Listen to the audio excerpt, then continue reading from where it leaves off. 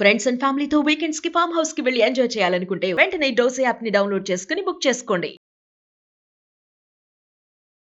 నమస్తే, welcome back to Suman TV. Present మనతో పాటు ఉన్నారు public speaker, family counsellor, motivational speaker Rajani Rama గారు.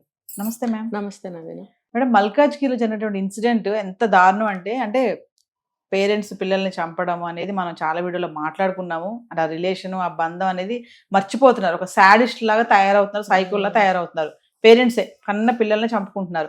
మరి మల్కాజ్గిరి ఇన్సిడెంట్ చూసుకుంటే మా అమ్మాయిని దేవుడు మళ్ళీ పుట్టిస్తాడు అని చెప్పి నేను చంపుకున్నాను అని చెప్పేసి ఏమో చెప్తుంది ఆవిడ. పాపని 7 years పాపని పైనుంచి పడేసింది అంటే ఎంత దారుణం అంటే అంత దారుణం. మరి ఒకసారి వివరాల్లోకి వెళ్తే, మామూలుగా సైకలాజికల్గా ప్రాబ్లమ్స్ ఉన్న వాళ్ళ దగ్గర పిల్లల్ని పెట్టడం అనేది ఎంతవరకు కరెక్ట్ అంటారు? అంటే ఆమెకి ఏమైనా సమస్య ఉందా? గతంలో కూడా మనం ఇలాంటి కొన్ని చూసాము. అదేదో తాంత్రిక పూజలు చేసి దేవుడు మళ్ళీ అది ఇస్తాడు, ఇది మూఢనమ్మకాలు తోటి. తర్వాత మనం పాత సంఘటన ఒక 10 సంవత్సరాల క్రితం జరిగింది. అప్పుడు కూడా దేవుడు రక్షిస్తాడు అని చెప్పి భర్త చనిపోతే తను కూడా అలాగే మంచంలో ఉండిపోయి స్కెలిటన్ అయిపోయి చనిపోయింది. పిల్లలు ఎవరికి చెప్పకుండా ఇంట్లోనే ఉంచి, నెల్లూరులో జరిగిన సంఘటన. భర్త బెడ్ మీదే ఉంచుకుంది, తను కూడా అలాగే అయిపోయింది. పిల్లలేమో ఏం చేయాలి తెలియక రోజు ఇల్లు క్లీన్ చేయడము, ఫెనాయిల్ చల్లడం, ఎంత చేసినా కూడా చుట్టుపక్కల ఉన్న వాళ్ళకి అనుమానాలు వచ్చేస్తాయి. ఈ పిల్లలు ఇన్ని రోజులు ఒక మనిషి స్కెలిటన్ అయిపోవాలంటే ఎంత కాలం పడుతుంది? అంతకాలం ఈ పిల్లలు ఏంటి, ఎలా బతుకుతున్నారు, వీళ్ళ అమ్మ కనిపించట్లేదు ఏంటి, వీళ్ళు ఎలా తింటున్నారు ఏంటి అనేది అనుమానాలు రావు, వచ్చి బయటపడుతుంది. అలాగే వీళ్ళకి ఏంటంటే మూఢ విశ్వాసాలు అన్నారు కదా మీరు, నేను దానికన్నా ముందు ఇంకొకటి చెప్తా. మన పూజలు కూడా చాలామంది డీప్గా పూజలు చేసి ఇలాంటి పనులు, ఇలాంటి ఆలోచనలు కూడా చేస్తూ ఎక్కువ భక్తిలోకి వెళ్ళిపోయిన వాళ్ళు కూడా మూర్ఖుల్లాగా ప్రవర్తిస్తారు. అందుకనే ఏది కూడా అతి పనికిరాదంటారు. అంత అంటే గుడ్డిగా నమ్ముతారన్నమాట. ఇప్పుడు ఒక ఏం మతమైనా సరే, మతాల గురించి మాట్లాడట్లేదు ఇక్కడ, ఏం మతమైనా సరే దానికి కట్టుబడి ఉండాలి అన్న దానికోసము కొన్ని ఉంటాయి, భగవంతుడి గురించి ఉంటాయి, అన్ని కథలు అవన్నీ ఉంటాయి. అంత మాత్రం చేత ఇలాగా మూర్ఖత్వంలోకి వెళ్ళిపోండి అని చెప్పి ఏ మతం చెప్పదు. ఇప్పుడు వాళ్ళ మతాలను పరిరక్షించుకోవడం కోసం, ధర్మాలను పరిరక్షించుకోవడం కోసం ప్రజలకి ఇలా ఉండండి, ఇలా చేయండి, ఇలా చేస్తే మంచిది, ఇలా చేస్తే మంచిది అని చెప్పడం అనేది సహజం. అది అందులోకి దిగిపోతారు, ఇంకా దిగిపోయి అది జరిగే వరకు ఎదురు చూస్తూ ఉంటారనమాట. అంత మూర్ఖత్వంలోకి వెళ్ళిపోతారు. ఇంట్లో కుటుంబ సభ్యులకు కూడా చాలా డిస్టర్బెన్స్గా ఉంటుంది వాళ్ళ పూజల వల్ల. సో అలా అది ఆ మూర్ఖత్వం వల్ల ఏమవుతుందంటే ఒక సైకలాజికల్గా ఒక రకంగా తయారైపోతారు. వాళ్ళు ఆలోచనలో ఉంటారు ఏదో. ఇంకా ఎప్పుడు చూసినా కడిగిందే కడగడము, మడి తడి అనడము, పూజలు చేయడము, టైంకి వంట చేయకపోవడం, టైంకి పిల్లల్ని రెడీ చేయలేకపోవడం, ఉండు ఈ పూజ అవని అనడం, అంత ఇదిగా వెళ్ళిపోయే వాళ్ళని కూడా నేను చూశాను.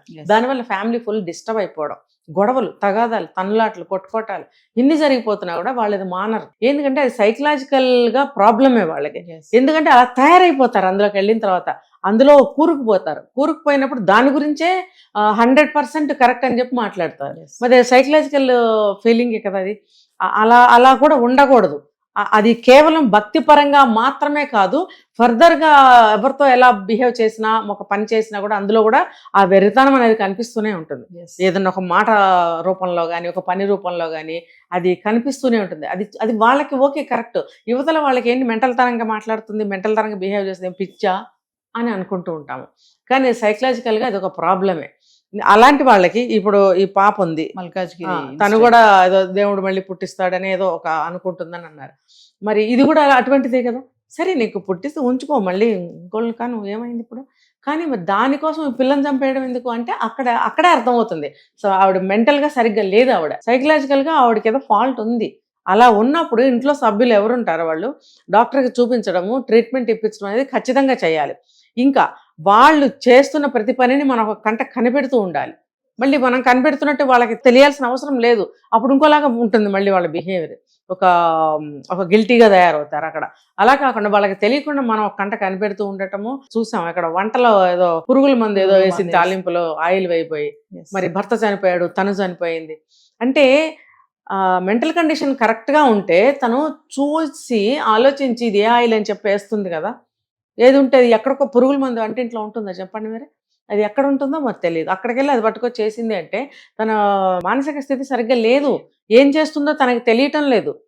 ఏ వస్తువు పట్టుకుంటుందో తనకు తెలియటం లేదు. మరి అలాంటి వాళ్ళతో ఏదన్నా పని చేయించుకోవడం భయమే కదా. కొంతమంది ఆలోచిస్తూ గుడ్డలు కత్తిరించేసేవాళ్ళు ఉన్నారు. అది ఏ బట్ట అయినా కానివ్వండి, కొత్త ప్యాంట్ అవ్వచ్చు, కొత్త చీర అవ్వచ్చు, ఏదైనా కావచ్చు. అంటే వాళ్ళ ఆలోచనలు ఎక్కడో ఉంటాయన్నమాట. అది స్థిరంగా ఉండదు. చేసే పనేమో ఇలా చేస్తూ ఉంటారు. అలాంటప్పుడు కూడా చాలా జాగ్రత్తగా ఉండాలి. జాగ్రత్త కాదు, ట్రీట్మెంట్ ఇప్పించాల్సిందే వాళ్ళకి. ఇప్పుడు పసిపిల్లలు ఉంటారు, ధైర్యంగా వాళ్ళ దగ్గర వదిలిపెట్టలేరు కదా. సరే ఒక్కదాన్నే అయినా సరే ఇంట్లో వదిలిపెట్టి వెళ్ళలేరు కదా. చాలా భయంగా అనిపిస్తుంది. ఒక్కళ్ళే ఉన్నప్పుడు అండి వాళ్ళ మెంటల్ కండిషన్ పీక్కి వెళ్ళిపోతే కనుక ఆత్మహత్యలు కూడా చేసుకుంటారు వాళ్ళు.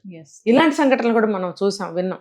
అంతవరకు ఎందుకు, మన చీమలకు భయపడే ఒక ఆవిడ ఏం చేసింది, ఫోబియా అని మనం చెప్పుకుంటున్నాం. ఇది కూడా మెంటల్ కండిషన్ సరిగ్గా లేకనే కదా. కొన్ని మూవీస్ కూడా వచ్చాయి మేడం ఇలాగా. అదే ఎవరో తనతో మాట్లాడుతున్నట్టుగా, ఎవరో ఏదో చెప్తున్నట్టుగా, నువ్వు అది పట్టుకో, అది లాగేసే, ఇలా చచ్చిపో, అది దూకేసే ఇక్కడి నుంచి. కొంతమందికి అది కూడా ఉంటుంది. అలాంటి సినిమాలు కూడా వస్తున్నాయి ఈ మధ్య కాలంలో.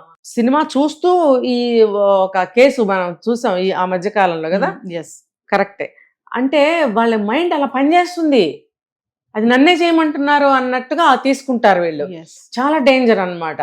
వీళ్ళకి ఇమ్మీడియట్గా 1-2-3 సంఘటనలు ఇంట్లో ఏదైనా ఇలాంటివి జరిగినాయి అంటే ఇమ్మీడియట్గా వాళ్ళని డాక్టర్కి చూపించాల్సిందే. సైక్రియాటిస్ట్కి చూపించాలి, సైకాలజిస్ట్కి కూడా చూపించాలి, తగినంత కౌన్సిలింగ్ ఇప్పించాలి, తగినంత ట్రీట్మెంట్, మందులు కూడా ఇస్తారు వాళ్ళు. వాళ్ళ మానసిక స్థితి స్టేబుల్గా ఉండటానికి మందులు కూడా ఇస్తారు. అవి ట్రీట్మెంట్ ఇప్పించకపోతే దారుణాలు చాలా జరుగుతాయి. ఇప్పుడు ఈవిడ ఆలోచన విధానం ఎలా ఉందో చూడండి. చూస్తూ చూస్తూ పాపను పైకి తీసుకెళ్లి తోసేయడం.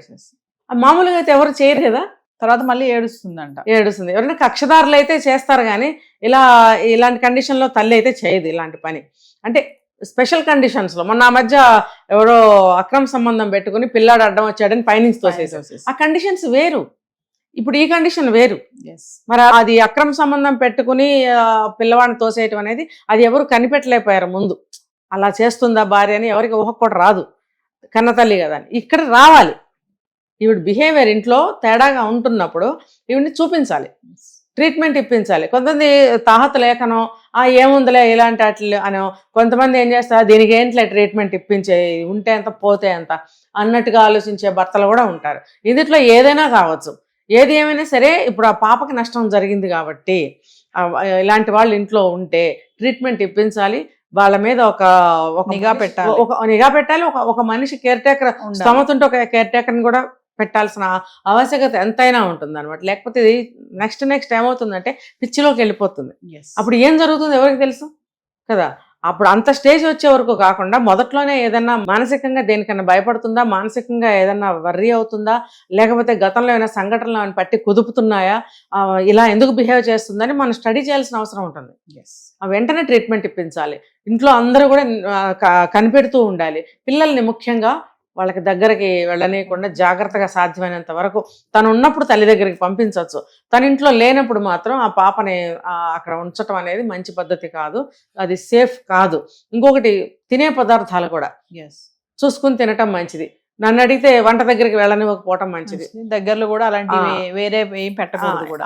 ఎందుకంటే ఇది ఒక అనారోగ్యం. ఇంకోటి తప్పు పట్టడం లేదు నేను. ఇప్పుడు ఒంట్లో బాగున్న వాళ్ళని మనం వంటగదిలోకి వెళ్ళి వంట చేయండి అని అనగలుగుతామా? అనలేం కదా. ఇలాగ వీళ్ళకి కూడా ఇది ఒక మానసికమైనటువంటి రోగం కాబట్టి వీళ్ళని కూడా రెస్ట్లోనే ఉంచాలి, మందులు వేయాలి. ఎక్కువ రెస్ట్లో ఉంచితే ఆ మైండ్ అనేది కాస్త స్థిరంగా కూల్గా ఉంటుంది అనమాట. లేదు నార్మల్గానే తిరుగుతుందిగా, స్నానం చేస్తుంది, అన్ని పనులు చేసుకుని వంట చేసినా అన్నట్టుగా ఊరుకుంటారు. అప్పుడు ఏమవుతుంది, మొన్న పురుగుల మందు వేస్తే ఆలింపు పెట్టింది, ఏమైపోయింది, భర్త చనిపోయాడు. అందుకనే ఆవిడ చనిపోయింది, ఇద్దరు చనిపోయారు. ఇప్పుడు ఆ పిల్లకేమో తల్లిదండ్రులు లేకుండా పోయారు. ఇంతంత దారుణాలు జరుగుతాయి కాబట్టి వాళ్ళని ఆ అన్ని పనుల్లోకి రానివ్వకుండా రెస్ట్లో ఉంచాలి. అంతా క్యూర్ అయిన తర్వాత మళ్ళీ నార్మల్గా ఉందనుకుంటే అది ఓకే. కొంతమంది నార్మల్గా ఉంటూనే మళ్ళీ ఆ చేష్టలు చేస్తూ ఉంటారు. మనం ఏమనుకుంటాం నార్మల్గానే ఉన్నారు కదా అని చెప్పి మనం పెద్దగా కొంచెం లూజ్ వదిలేసామనుకోండి, అది ఎప్పుడు ఎటు తిరుగుతుందో అర్థంగా. నేను నా కళ్ళ ముందు ఒక కేసు చూస్తున్నా కూడా. నేను అంతా చదువుకుని అంతా మంచిగా ఉన్న ఒక అబ్బాయి బాగానే ఉంటుంటాడు, కానీ మళ్ళీ ఆ మెంటల్గా బిహేవ్ చేయటం, మాట్లాడటము, కెరీర్ పోగొట్టుకుని ఫ్యూచర్ లేకుండా అట్లా ఉంటూ ఉంటాడు. మరి అది ఖచ్చితంగా గట్టి ట్రీట్మెంట్ ఇప్పించాలి. ఎప్పుడూ ట్రీట్మెంట్లోనే ఉంచాలి వాళ్ళని. బాగా ఇంకా 100% నార్మల్ అయిపోయాడు అనుకున్నప్పుడే. కానీ మళ్ళీ కూడా అట్లాంటి లక్షణాలు తిరగబెడతాయి ఒక్కొక్కసారి, కనిపెట్టుకుంటూ ఉండాలి. Thank you.